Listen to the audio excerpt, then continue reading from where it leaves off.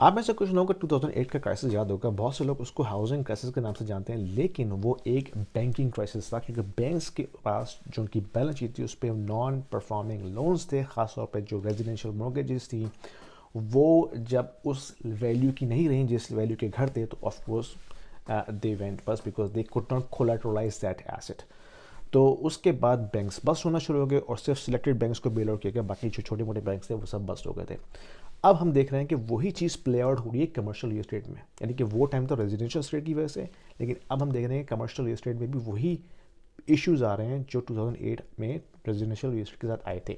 हो ये रहा है कि 2 साल के अंदर ये जो रिमोट वर्किंग परवेसिव हुई है और हाइब्रिड वर्क में अब हम चले गए जिसमें एम्प्लॉयज़ जो है 1 या 2 दिन के लिए ऑफिस आ रहा है, बाकी सारा टाइम घर पर गुजार रहा है, तो उससे जो ऑफिस स्पेसेस हैं उनकी जो ऑक्यूपेंसी रेट है वो कम हो गई है। जब ऑक्यूपेंसी रेट कम होती है ना, तो उसके बाद उसकी जो नेट ऑपरेटिंग इनकम है वो कम होना शुरू होती है। जब नेट ऑपरेटिंग इनकम किसी भी कमर्शियल यूनिट की कम हो जाए तो उसकी वैल्यू पे इम्पैक्ट पड़ता है। तो एक तो ये चीज़ है, दूसरा जो इंटरेस्ट रेट इतना एग्रेसिवली बढ़ा है, तो जो कमर्शियल रियल एस्टेट होती है उसकी जो फाइनेंसिंग होती है वो शॉर्ट टर्म होती है, टिपिकली 2 ईयर्स। तो जिस ओनर ने आज से 2 साल पहले इसकी फाइनेंसिंग करवाई होगी वो करवाई होगी 2% के ऊपर या सब 2% के ऊपर। अब जब उसको वो रोल ओवर करेगा तो उसकी फाइनेंसिंग होगी 6.5%, यानी कि 3 टाइम्स उसकी डेट सर्विसिंग कॉस्ट बढ़ गई। Whose gonna pay for that?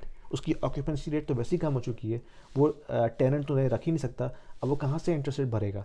तो उसकी वजह से क्या हुआ कि बहुत सारी कमर्शियल रियल एस्टेट लिक्विडेट होंगी। ठीक है, उसके बाद हम देख रहे हैं कि जो वी वर्क का बैंक्रप्सी सामने आई है।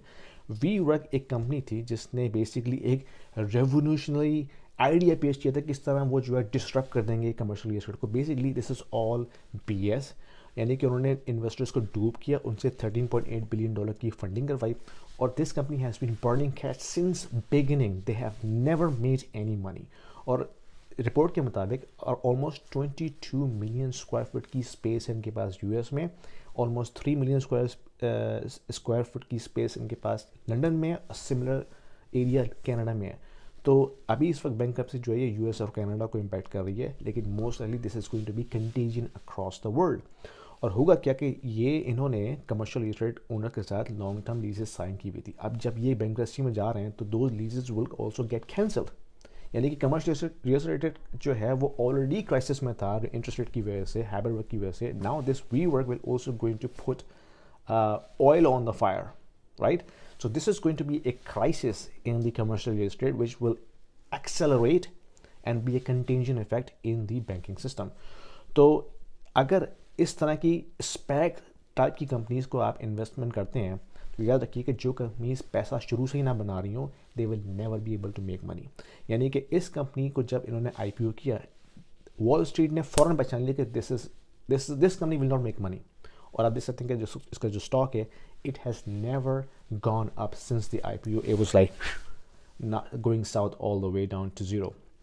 99 पॉइंट समथिंग % उसने लॉस्ट किया अपनी stock value in the last 2 years. तो इस तरह की कंपनी से दूर रखें। अगर आप इन्वेस्टमेंट करना चाहते भी हैं तो ऐसी कंपनी में करें जो एटलीस्ट मेकिंग मनी। अगर जो कंपनी कैश बर्न कर रही है कंटिन्यूसली और प्रॉफिट तुमको कहीं नज़र भी नहीं आ रहा, तो ऐसी कंपनी से दूर रहिए। Anyway, you let me know what you think and I'll see you in the next video. Thank you.